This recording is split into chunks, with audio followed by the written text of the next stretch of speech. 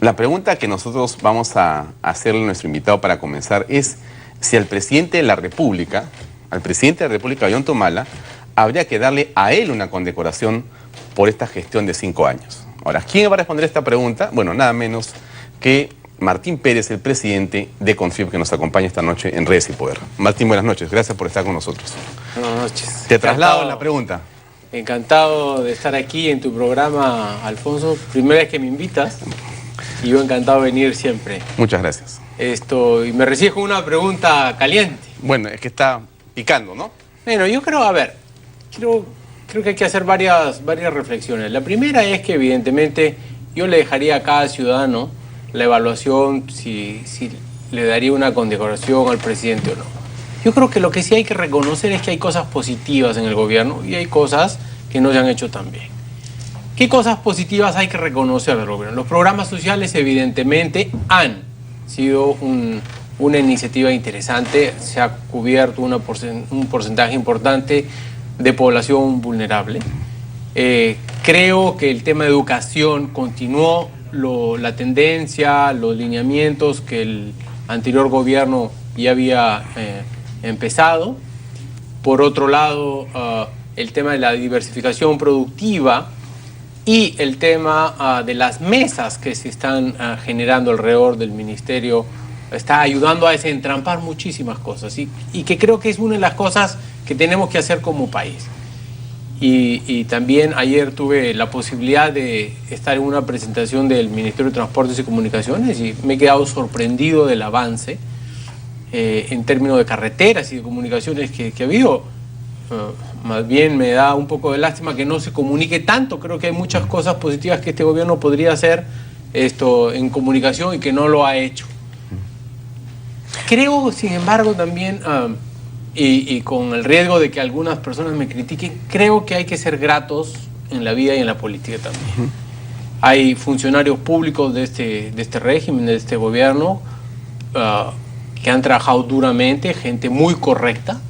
Hay funcionarios públicos de carrera también, y que hay que agradecerles por el esfuerzo que significa trabajar para el Estado, trabajar para el país, donde hoy día tenemos además un sector privado con mucha capacidad de atraer talento y poco talento se va quedando en el sector privado, en el sector público. De modo que yo sí creo que hay que hacer un reconocimiento a los funcionarios públicos que han trabajado duramente, honestamente y correctamente en el gobierno, ¿no? Ya, has mencionado varios temas. Pocas veces se hace. Has mencionado varios temas que son importantes y que generan polémica. En el caso, por ejemplo, de la actividad esta de inclusión social o social, la política social del gobierno, más parece también un autobombo que una realidad, porque como no hay indicadores de desempeño reales, da la impresión, como lo han criticado muchas personas, que es una suerte de clientelismo o clientelaje. Y entonces preocupa que esto sea además algo que el presidente enarbola como una bandera de éxito, pero que dice que nadie puede tocar un programa social porque va a hacer que el pueblo se levante. Con lo cual pone una situación del propio programa social en riesgo, porque si entonces una política pública es personalísima, ya no es pública. Bueno, entonces, allá hay un riesgo. Siempre existe ese riesgo, ¿no? Y lo vemos a nivel de municipalidades, de gobiernos regionales también, de que los programas sociales tengan un sesgo político, ¿no? Sin embargo, hay que reconocer que hay iniciativas interesantes, el tema de beca 18, pensión 65, siempre se puede mejorar. Y evidentemente en un país con la baja institucionalidad que tiene el Perú y con la alta informalidad que también tenemos, hay filtraciones, hay oportunidades de mejora enormes, ¿no?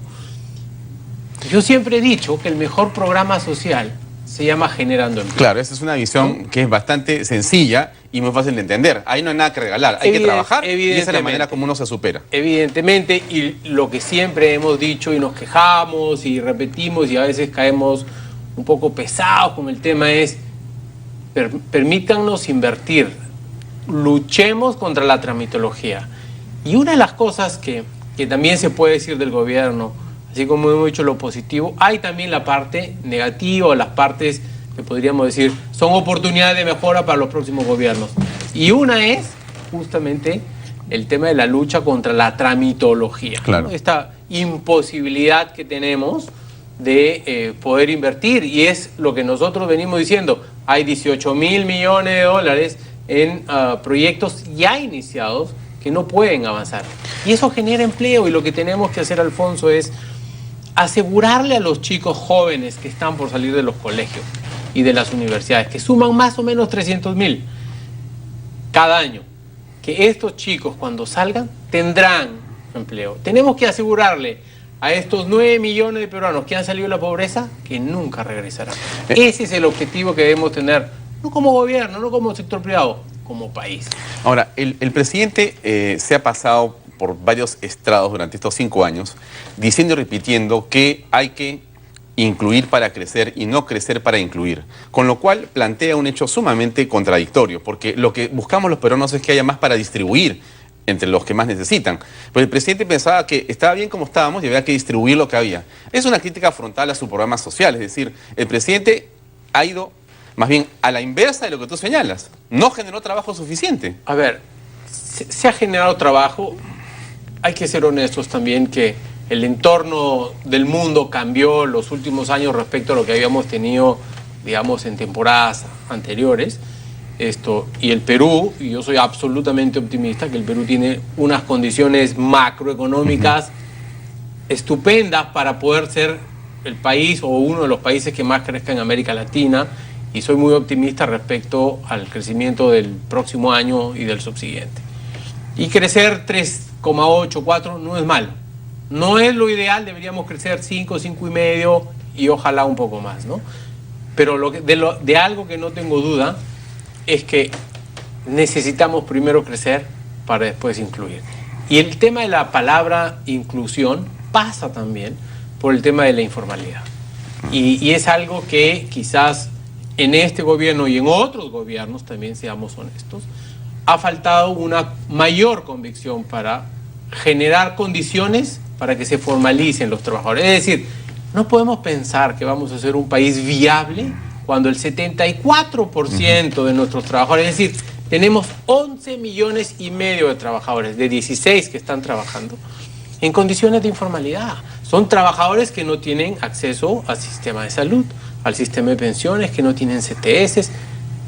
No podemos continuar así como país. Tenemos que cambiar, tenemos que decirnos todos a que esta situación debe cambiar. ¿Y cómo cambia? Cambia en la medida de que nosotros podamos generar incentivos para que la gente se vaya de alguna manera incorporando a la formalidad.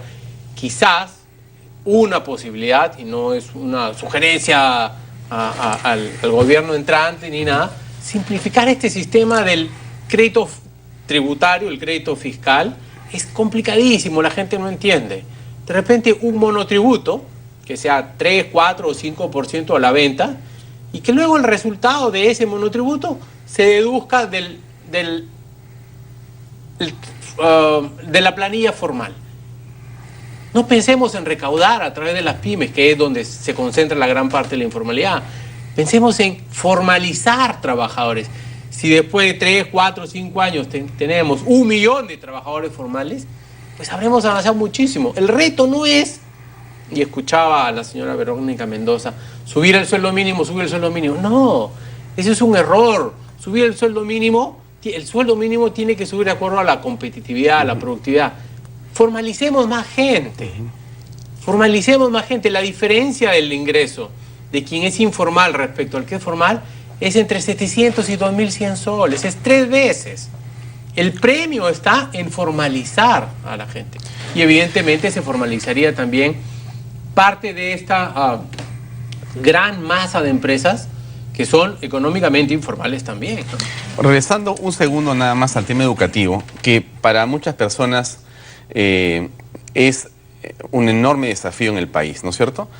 Pero a suerte de repetirlo, muchos creen que en efecto esta política educativa ha sido exitosa. Y entonces yo pregunto lo siguiente, lo recibo por las redes sociales y te traslado la pregunta a ti. El señor Saavedra seguramente tiene muchas virtudes y no está en discusión quizá ni su capacidad ni su buena intención. El asunto son los resultados de lo que hace el señor Saavedra. Porque lo que da la impresión también es que el señor Saavedra, el ministro de Educación, tiene quizá un buen espejo retrovisor para mirar el pasado y hacer un diagnóstico de lo que tenemos como problema. De hecho, por eso lo han aplaudido en CADE. Muy buen diagnóstico del problema educativo. Pero cuando uno comienza a compararse con otros países en América Latina, ya no con el Perú, porque como tú sabes perfectamente tenemos que competir, ¿no es cierto? Quedarnos, mirarnos aquí adentro no pasa nada. ¿Cómo compites? Estuvo el otro día la gente aquí, el señor Pritchett de Harvard, hizo una gran exposición y explicó que nosotros estamos compitiendo pues, pero con las justas, o con Colombia, o con México, pero así, a duras penas, ¿no es cierto? Pero que Corea nos saca pues 100 veces y Estados Unidos 500 veces con respecto de la educación escolar, por ejemplo, ¿no es cierto? Y entonces la pregunta es la siguiente, Martín.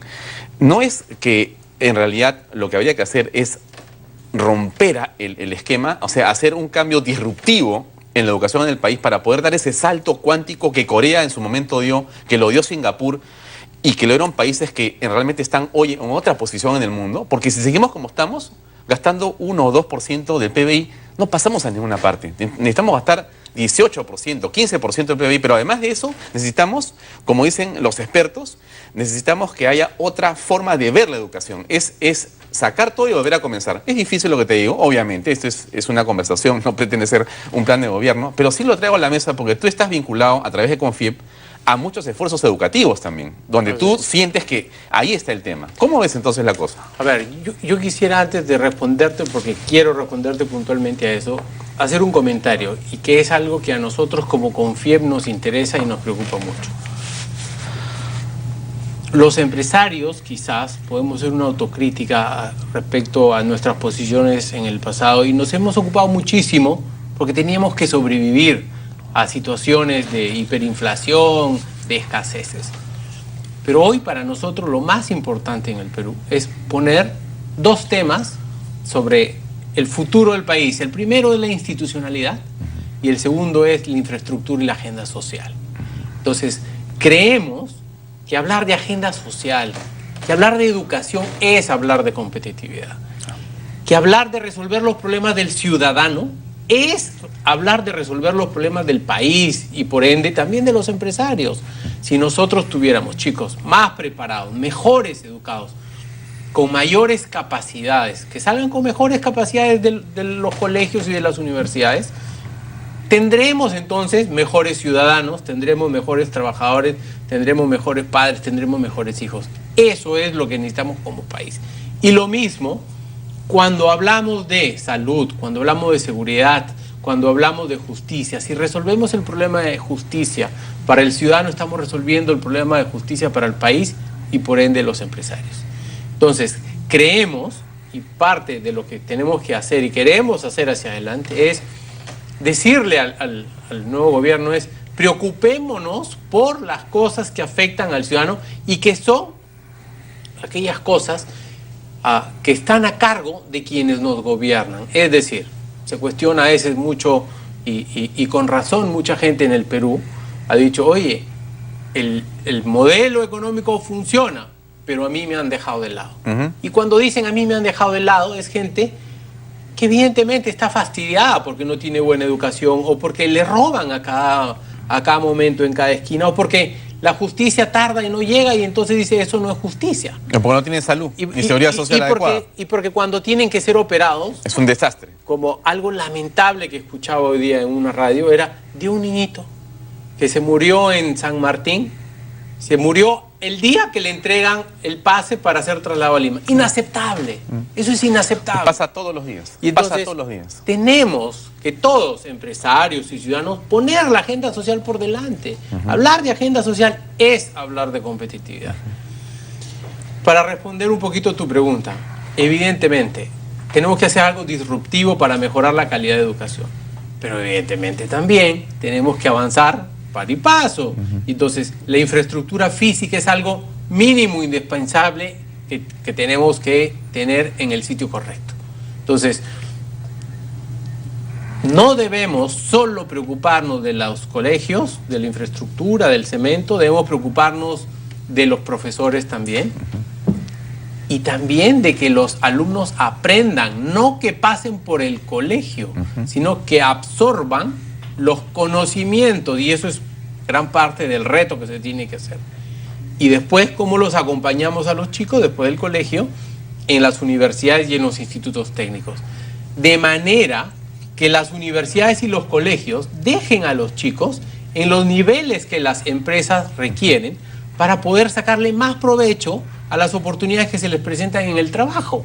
Y después los empresarios y las empresas ayudar todavía a estos chicos jóvenes recién egresados para que tengan capacitación en el trabajo y que puedan seguir creciendo. La empleabilidad hoy día en el mundo no es a través de una ley, es en función de la capacidad de cada chico. Hoy los empresarios reconocemos, y hace mucho tiempo, que el factor crítico de éxito de nuestras empresas es el talento, es la calidad de gente que tenemos.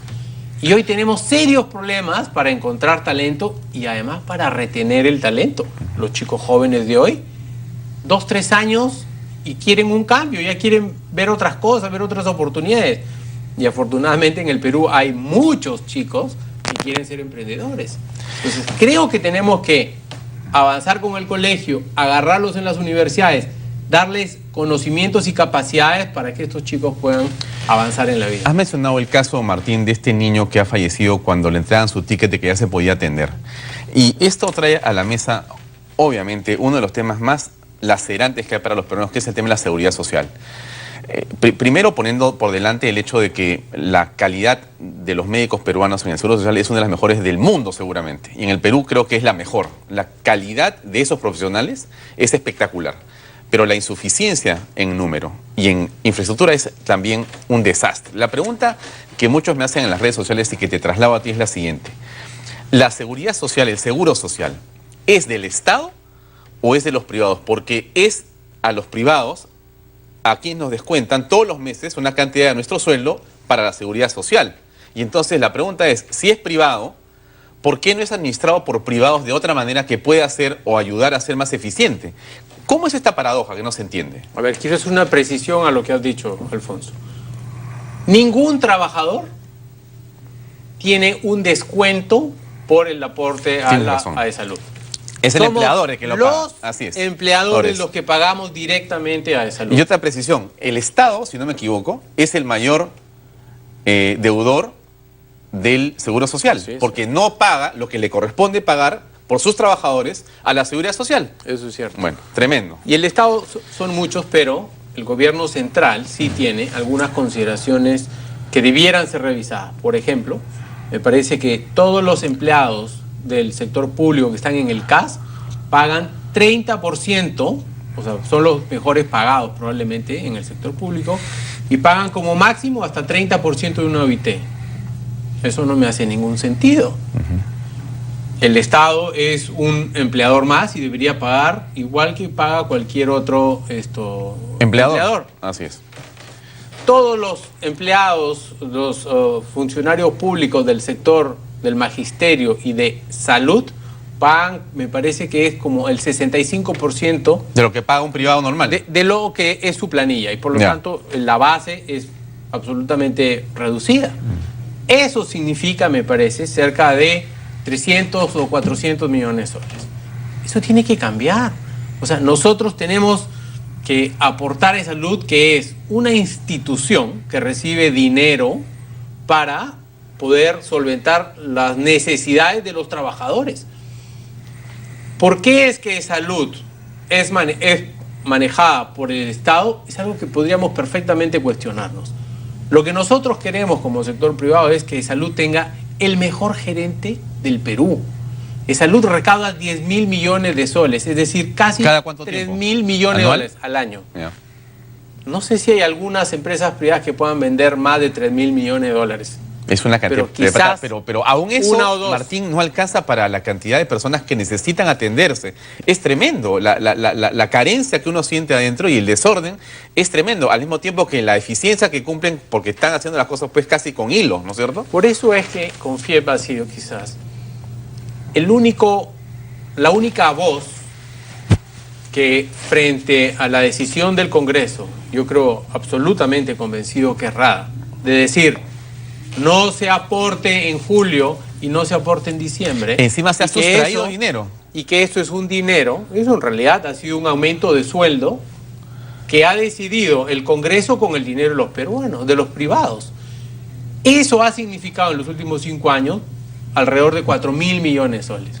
Menos. Lo que se podría haber hecho con ese dinero es prácticamente duplicado la infraestructura física que hoy día tiene salud.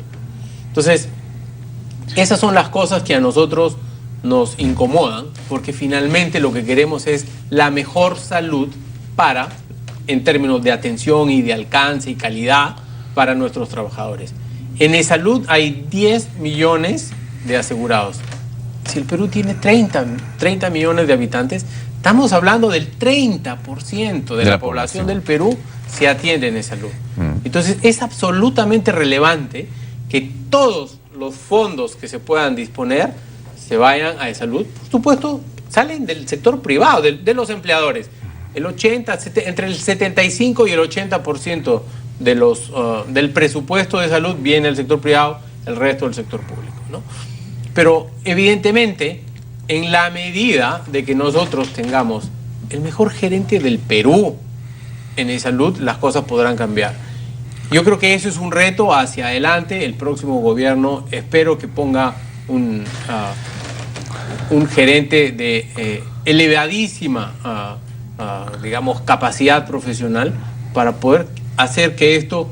E-Salud ha hecho un esfuerzo y ha cambiado y está mejorando, pero creo que todavía tenemos muchas cosas por adelante, ¿no? Martín, para ir cerrando la entrevista, quisiera preguntarte o pedirte una reflexión desde la CONFIEP sobre lo que ha sido el proceso electoral, pero básicamente sobre la elección de Pedro Pablo Kuczynski y la posición de la bancada del fujimorismo. Es decir, estamos ante una situación que debe resolverse en la lógica de la democracia en los próximos días para que esto se pueda acercar, pero ¿qué perspectivas, qué, digamos, impulso o qué puede generar para el país si con el presidente que hemos tenido, y lo decimos con todo respeto al presidente Humala, hemos logrado sortear las cosas, caramba, más o menos, más menos que más, pero inclusive así tenemos uno de los crecimientos en América Latina más altos en promedio?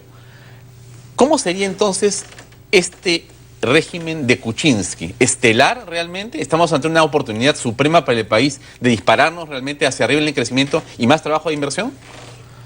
A ver, la primera reflexión que hago es que evidentemente los millones de peruanos que votaron por el señor Kuczynski y por la señora Fujimori han sido personas que han reconocido que hay muchas cosas positivas que se han hecho en el Perú, hay muchos beneficios del crecimiento, pero que también hay cosas que cambiar, ¿no?